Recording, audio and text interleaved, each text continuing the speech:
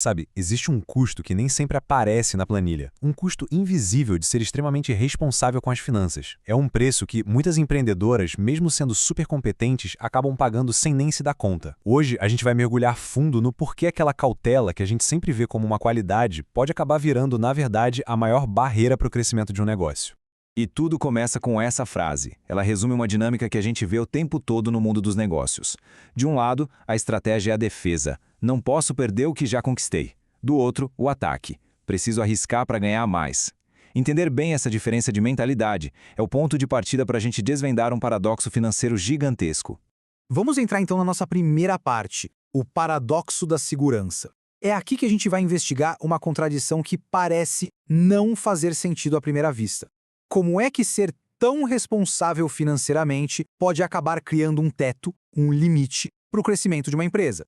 Para começar, vamos olhar para um fato, um dado concreto do Sebrae. Empresas que têm mulheres na liderança apresentam taxas de inadimplência bem menores. O que isso significa na prática? Que elas são gestoras excelentes, que honram seus contratos, que mantêm os pagamentos rigorosamente em dia. A competência na gestão já está mais do que provada. E aí, olhando para esse dado, a primeira coisa que vem à cabeça é: ué, mas esse não é o cenário perfeito? Gestão responsável, risco baixíssimo, o que pode ter de errado nisso? Parece o sonho de qualquer negócio. É aqui que o paradoxo se revela, porque no mundo dos negócios existe uma lei quase física. Risco zero é igual a crescimento zero. Aquela mesma cautela que mantém a empresa saudável, protegida, é exatamente o que pode estar impedindo ela de dar o próximo salto. Para a empresária que já é ótima no que faz, essa hesitação em pegar um crédito para expandir acaba transformando a segurança numa espécie de gaiola de ouro, que limita a escala do negócio. Ok, mas por que isso acontece? Por que essa aversão ao risco é tão comum? Na nossa segunda parte, a matemática do ninho, a gente vai ver que as fontes que analisamos apontam para uma mentalidade de proteção que tem raízes muito profundas. E essa tendência tem até um nome: a matemática do ninho. E veja bem, isso não tem nada a ver com falta de habilidade para gerir o negócio. Pelo contrário, tem a ver com um instinto quase biológico de proteção. O negócio deixa de ser visto como uma ferramenta para alavancar patrimônio e passa a ser encarado como o porto seguro da família, a fonte que garante o sustento. E essa imagem, nossa, ela deixa tudo muito claro.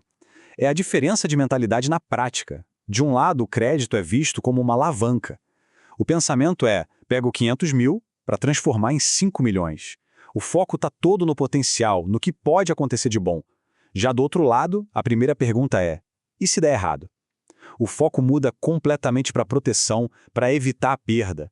O mesmo dinheiro deixa de ser uma oportunidade e vira uma ameaça direta à estabilidade que foi construída com tanto suor. E qual é o preço que se paga por essa estratégia tão defensiva?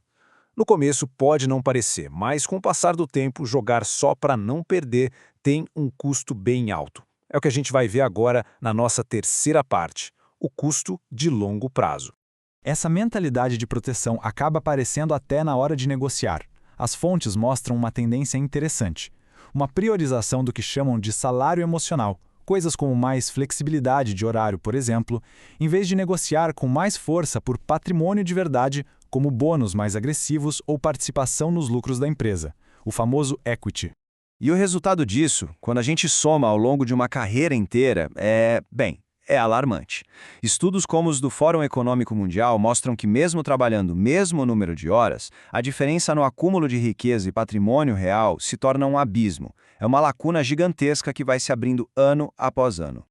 Então, como é que se muda esse jogo? Bom, a nossa última sessão é sobre isso, a virada de chave.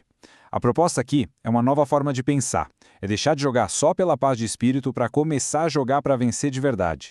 E essa frase, ela é poderosa porque redefine o objetivo final. Olha, não dever nada para ninguém é maravilhoso, traz uma paz imensa, e isso é fundamental.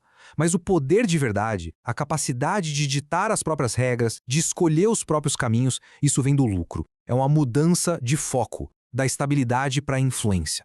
E esse poder que o lucro gera não é uma coisa abstrata, não. Ele se traduz em liberdade concreta.